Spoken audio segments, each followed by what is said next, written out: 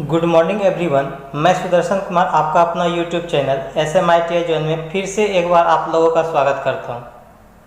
आज के इस वीडियो में मैं आप लोगों को DC मशीन एवं लघु ट्रांसफार्मर वाइंडिंग के 15 ऑब्जेक्टिव प्रश्न को बताऊंगा, जो कि इससे पहले हम आप लोगों को 30 ऑब्जेक्टिव करा चुके हैं, 1 से 30 ऑब्जेक्टिव तक। आज हम 31 से 45 तक कराएंगे। तो चलिए हम स्टार्ट करते हैं।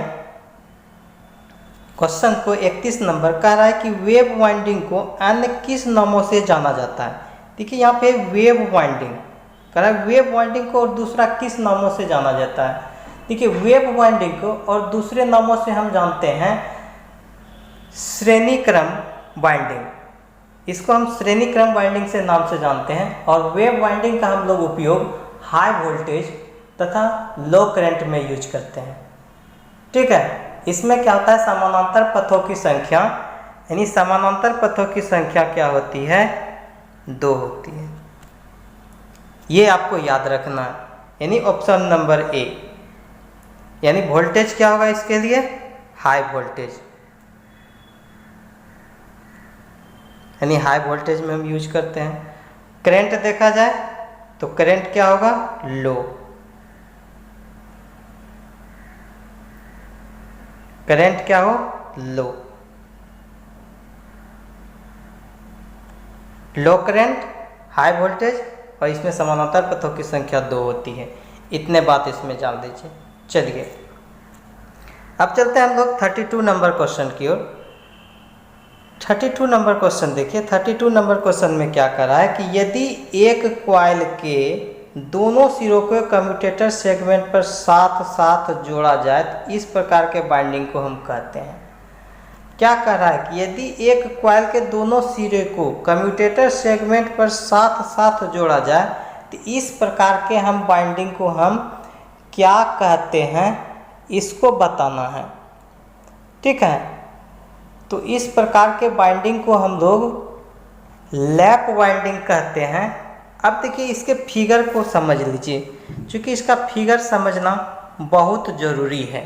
कैसे हम इसको लैप वाइंडिंग कहते हैं, आखिर इसके फिगर को आप समझिए, फिगर को समझिए। ठीक है, इसके फिगर को समझिए, फिगर को समझिए।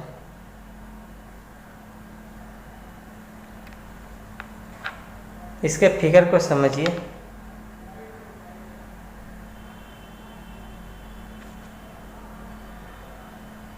देखिए इसका फिगर। ठीक है, इसके फिगर को आप समझिए।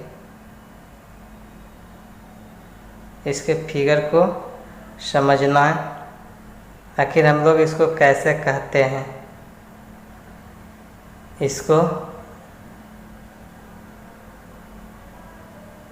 देखिए,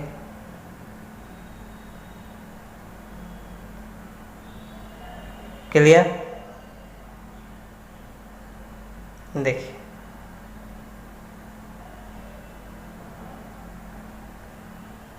देख रहे हैं। देखिए इसमें फिगर बहुत इम्पोर्टेंट है, जब तक आप फिगर को समझेंगे नहीं।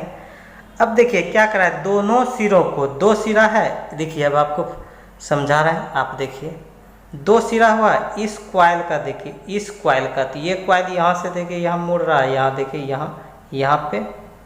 ठीक है, एक कॉइल यहाँ पे मुड़ रहा है।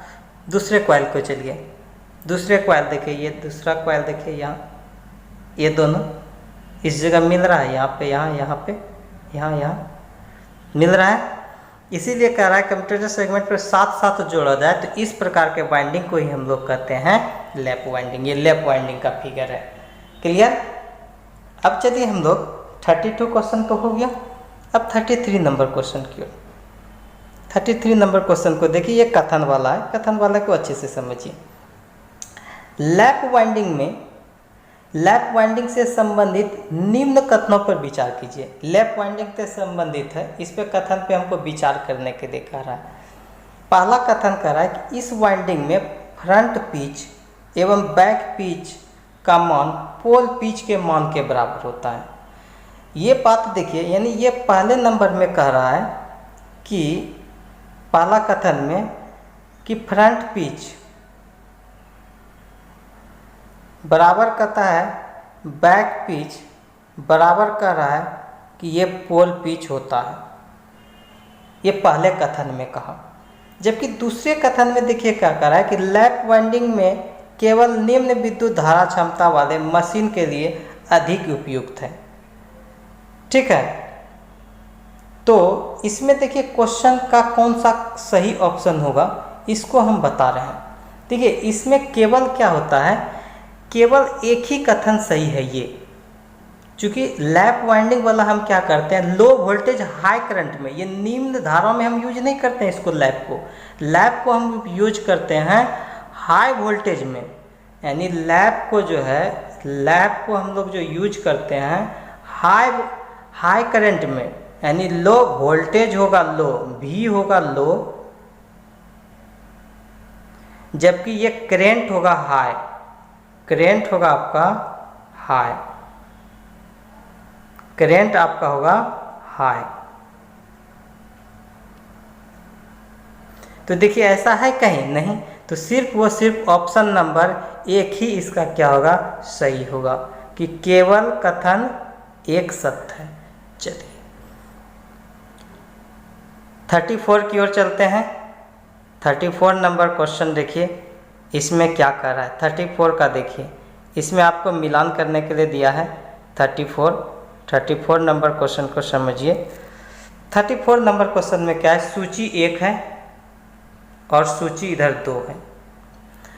तो सूची 1 और सूची 2 में देखिए कर रहा है सिंप्लेक्स लैप वाइंडिंग में YB तथा YF, सिंप्लेक्स लैप वाइंडिंग है, सिंप्लेक्स लैप वाइंडिंग की बात की जा रही है। ठीक है, सिंप्लेक्स लैप वाइंडिंग में, तो सिंप्लेक्स लैप वाइंडिंग में क्या होता है कि YB तथा YF क्या होगा, ये दोनों से भिन्न होगा सिंप्लेक्स लैप वाइंडिंग में, यानी बैक पिच और फ्रंट पिच दोनों क्या होते हैं भिन्न होते हैं। ठीक है, यानी ये एक नंबर में जो है ये क्या होगा दोनों भिन्न होगा, यानी इसका ये होगा। ठीक, अब आगे चलिए दूसरा कहता है सिंप्लेक्स वेव वाइंडिंग में।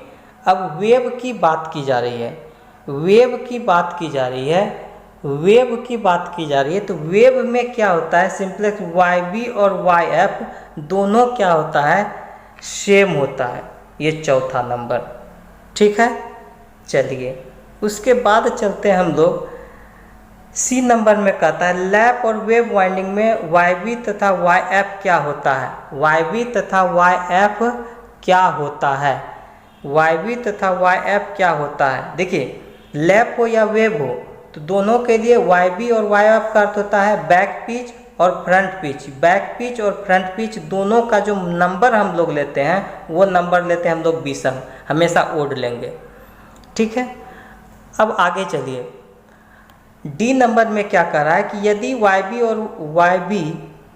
और YF से अधिक हो, YB क्या कर रहा है YF से अधिक हो, तो जब ये कह रहा है कि ये D नंबर में कि YB क्या कर रहा है कि YB यदि ग्रेटर हो YF से, यानी बैक पिच अगर फ्रंट पिच से बड़ा है, बैक पिच यदि फ्रंट पिच से बड़ा है तो इस प्रकार के बाइंडिंग को हम लोग कहते हैं प्रोग्रेसिव बाइंडिंग। इस प्रकार के बाइंडिंग को हम लोग क्या कहते हैं प्रोग्रेसिव बाइंडिंग। इसलिए डी का क्या होगा 1 नंबर ऑप्शन होगा। अब देखिए आप इसको मिलान कर सकते हैं, आप इसको मिलान कर दीजिए तो ये मिलान जब करेंगे तो ये डी नंबर आपका ऑप्शन सही होगा। क्लियर, समझ में आ रहा है, डी नंबर आपका ऑप्शन सही होगा, ये 34 का। क्लियर हो गया, ये 34 का जो है आपका डी नंबर ऑप्शन सही होगा। क्लियर, ये डी नंबर ऑप्शन सही होगा 34 का। चलिए अब हम लोग 35 नंबर क्वेश्चन की ओर चलते हैं। 35 नंबर क्वेश्चन, 35 नंबर क्वेश्चन में देखिए क्या कर रहा है। 35 नंबर क्वेश्चन को समझिए। 35 नंबर क्वेश्चन में कह रहा है वाइंडिंग के किस वाइंडिंग के किस परिरक्षण के लिए खोजी कुंडली विधि अपनाई जाती है? ये देखिए, ये खोजी कुंडली विधि है। वाइंडिंग का परिरक्षण हम आपको बता चुके हैं, ग्लॉरर मेथड से, शॉर्ट सर्किट, ओपन सर्किट और अर्थ, ये तीनों बता चुके हैं। जो अगर नहीं देखे हैं पहले थ्योरी का वीडियो आप लोग देख लीजिए, सारा वीडियो प्लेलिस्ट में डाला हुआ है। चलिए, वाइंडिंग के किस परिरक्षण के लिए खोजी कुंडली विधि अपनाई जाती है? तो खोजी कुंडली विधि जो अपनाते हैं हम लोग, ये होगा आपका पोल की ध्रुवता के लिए। खोजी कुंडली विधि हम लोग पोल की ध्रुवता के लिए अपनाते हैं। चलिए 36 नंबर की ओर चलिए।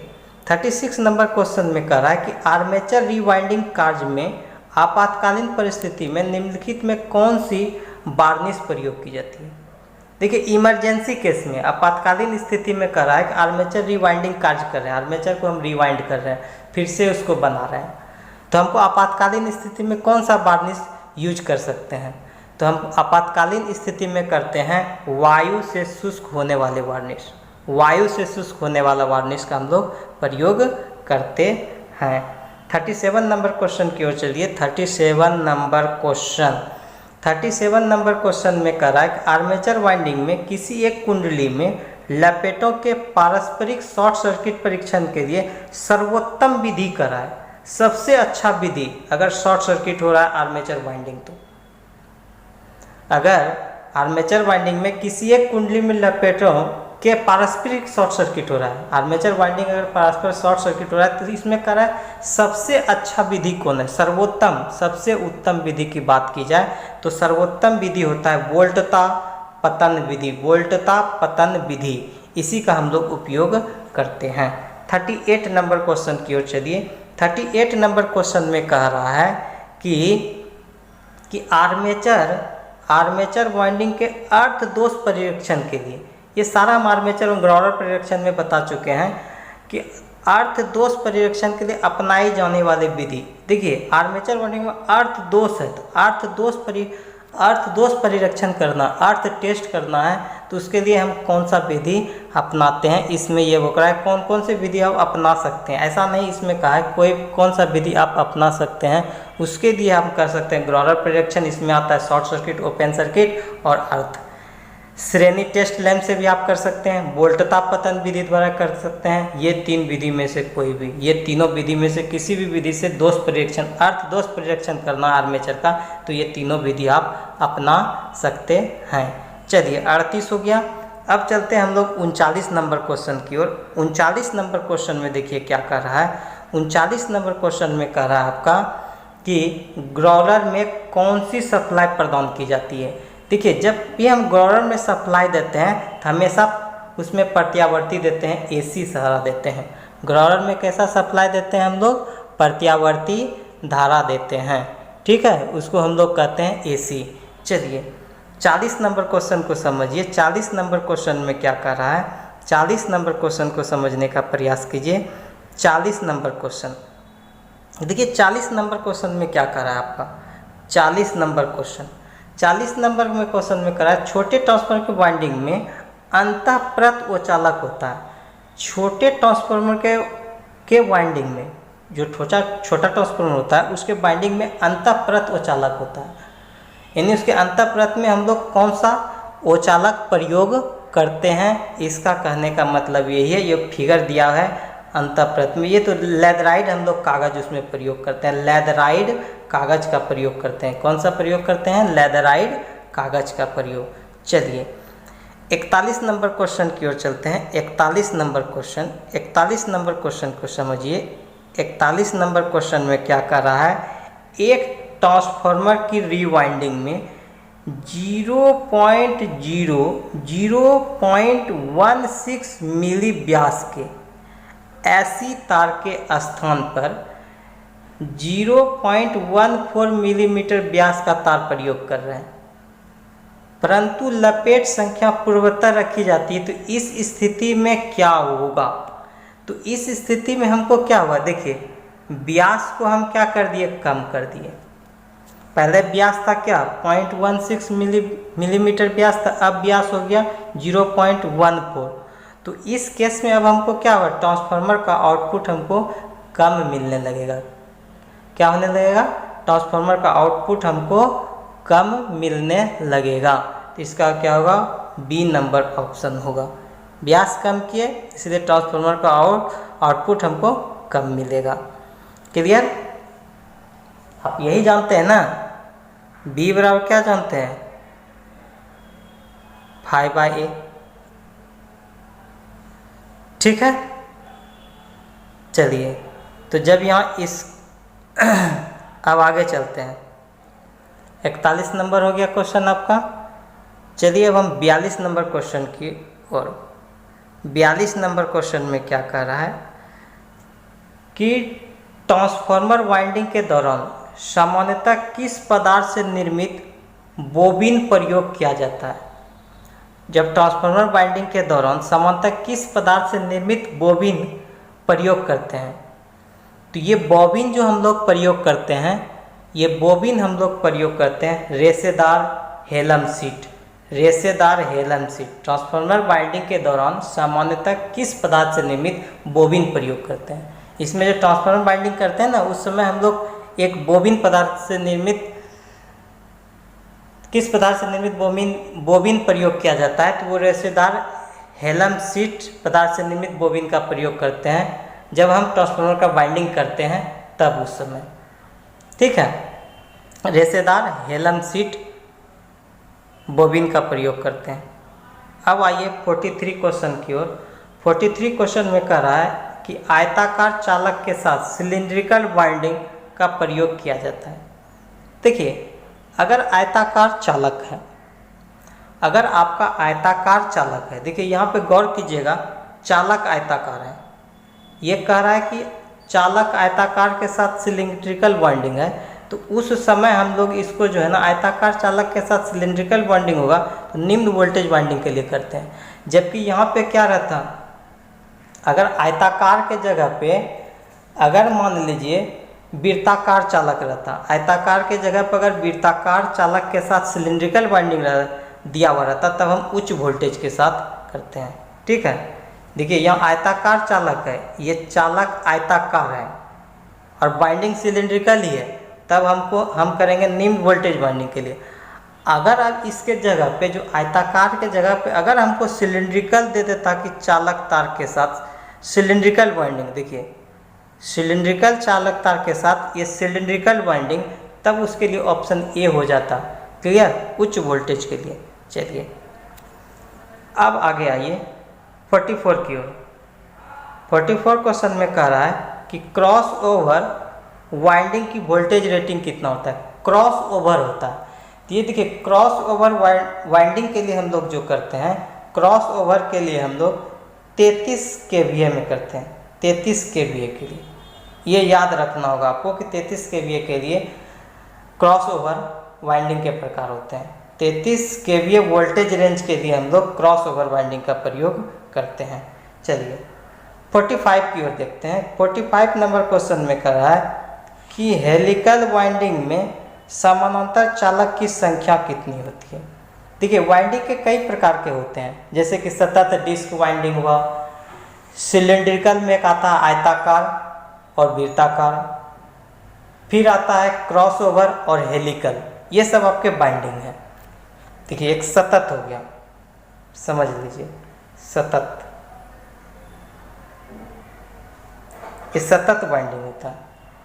तो सतत जो वाइंडिंग में हम लोग क्या करते हैं, इसमें कह रहा है ना समानांतर चालकों की संख्या, समानांतर चालकों की संख्या हम लेते हैं इसमें 1 से 4। ये जो देख रहे हैं 1 से 4, 1 से 4, ये सतत में। उसके बाद देखिए, उसके बाद हम लोग देखिए एक होता है सिलिंड्रिकल। सिलिंड्रिकल में वृत्ताकार लेंगे, सिलिंड्रिकल में हम क्या लेंगे? वृत्ताकार। सिलिंड्रिकल में क्या लेना है? सिलिंड्रिकल में हमको लेना है वृत्ताकार। तो सिलिंड्रिकल में अगर वृत्ताकार हो तो उसके लिए हम लोग प्रयोग करते हैं 1 से 2 समानांतर चालकों की संख्या।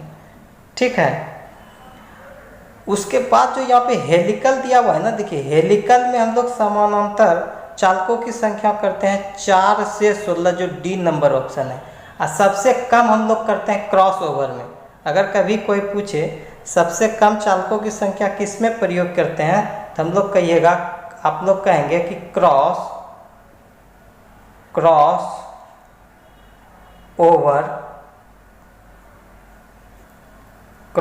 ओवर वाइंडिंग में चालकों की संख्या सिर्फ व सिर्फ हम लोग एक प्रयोग करते हैं। तो सबसे कम इसी में होता है, और सबसे ज़्यादा पूछेगा तो सबसे ज़्यादा हेलिकल में ही करते हैं, क्योंकि 4 से 16 तक करते हैं। ठीक है, तो चलिए आज का सेशन यहीं पर समाप्त करते हैं। और इस तरह आपके डीसी मशीन एवं लघु ट्रांसफार्मर वाइंडिंग जो अरिहंत बुक से लिया गया था, ये 45 क्वेश्चन समाप्त हो गए। और नेक्स्ट डे जो हम स्टार्ट करेंगे दूसरे चैप्टर का ऑब्जेक्टिव। यदि आप लोगों को आज का सेशन पसंद आया हो तो दिल से लाइक कीजिए, शेयर कीजिए, और यदि हमारे चैनल पर नए हैं तो चैनल को सब्सक्राइब कीजिए और बेल आइकॉन को प्रेस कीजिए, ताकि करंट नोटिफिकेशन मिलते रहे। मिलते हैं नेक्स्ट डे। Thank you.